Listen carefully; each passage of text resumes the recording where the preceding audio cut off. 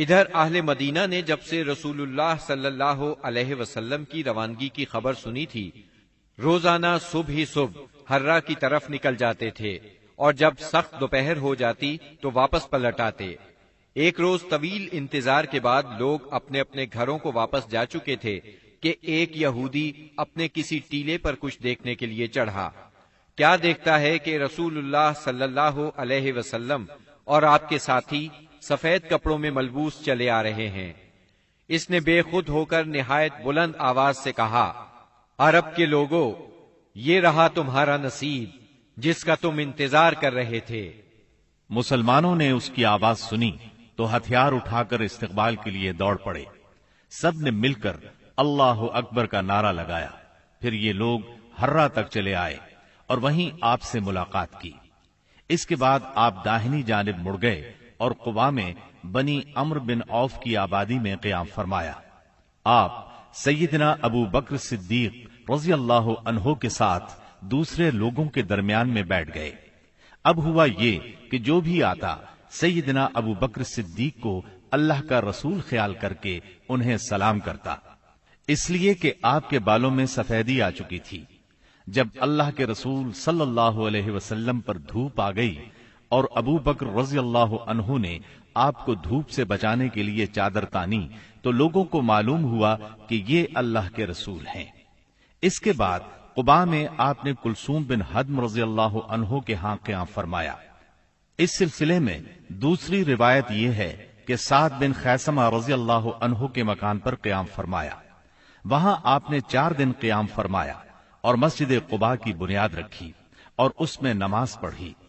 نبی اکرم صلی اللہ علیہ وسلم نے فرمایا، جو شخص قباء میں 2 رکعت نماز پڑھے اسے عمرے کا ثواب ہوگا۔ نبی کریم صلی اللہ علیہ وسلم کے بعد سیدنا علی رضی اللہ عنہ مکہ مکرمہ میں 3 روز ٹھہرے۔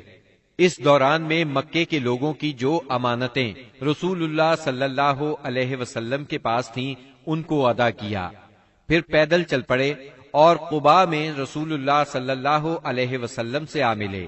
انہوں نے کلثوم بن حدم رضی اللہ عنہ کے مکان پر قیام کیا۔ رسول اللہ صلی اللہ علیہ وسلم 5ویں دن یہاں سے روانہ ہوئے۔ یہ جمعے کا دن تھا۔ اللہ کے حکم پر روانہ ہوئے۔ ابو بکر صدیق رضی اللہ عنہ آپ کے پیچھے بیٹھے تھے۔ آپ نے اپنے ننھیال بنو نجار کے پاس پیغام بھجوایا۔ وہ لوگ تلواریں لٹکائے حاضر ہوئے۔ آپ نے ان کی معیت میں مدینہ منورہ کی طرف کوچ فرمایا۔ آپ بنو سالم بن عوف کی بستی میں پہنچے تو جمعے کا وقت ہو گیا۔ آپ نے وہیں بطن وادی میں جمعے کی نماز پڑھائی، جس میں 100 آدمی شریک تھے۔ جمعے کے بعد نبی کریم صلی اللہ علیہ وسلم نے مدینے کا رخ کیا۔ اس وقت تک لوگ استقبال کے لیے امڈ آئے تھے۔ گھر اور گلی کوچے حمد و تسبیح سے گونج رہے تھے۔ رسول اللہ صلی اللہ علیہ وسلم انصار کے جس محلے سے بھی گزرتے، اس محلے کے لوگ آپ کی اونٹنی کی نکیل پکڑ لیتے اور عرض کرتے، ہم لوگ حاضر ہیں، ہمارے ہاں قیام فرمائیں، ہم سب ساز و سامان اور ہتھیاروں کے ساتھ آپ کی حفاظت کریں گے۔ جواب میں آپ فرماتے، اونٹنی کا راستہ چھوڑ دو، یہ اللہ کی طرف سے معمور ہے۔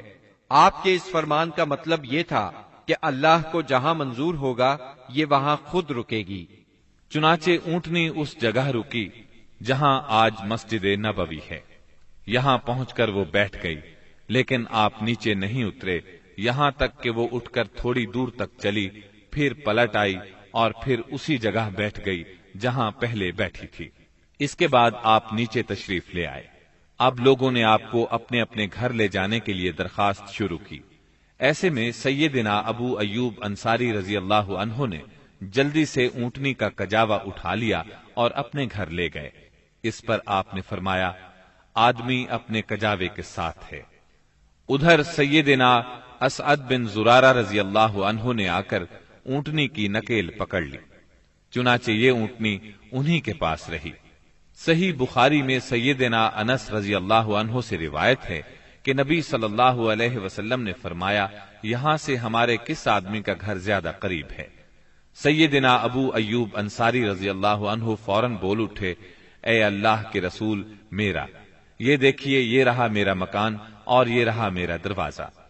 نبی کریم صلی اللہ علیہ وسلم نے فرمایا جاؤ اور ہمارے لیے قیلولہ کی جگہ تیار کرو۔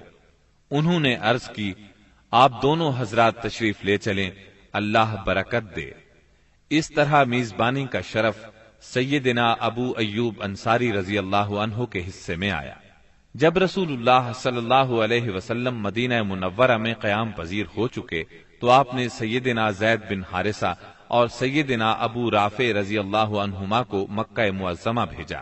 وہ نبی کریم صلی اللہ علیہ وسلم کی دونوں صاحبزادیوں سیدہ ام کلثوم اور سیدہ فاطمہ، ام المومنین سیدہ سودا، ام ایمن اور سیدنا اسامہ بن زید رضی اللہ عنہ کو ساتھ لے آئے۔ ان کے ہمراہ سیدنا ابو بکر صدیق رضی اللہ عنہ کے فرزند عبد الرحمن بن ابی بکر بھی اپنے گھرانے کے افراد سیدہ ام رومان، سیدہ عائشہ اور سیدہ اسماء رضی اللہ عنہن کو لے کر مدینہ منورہ آ گئے۔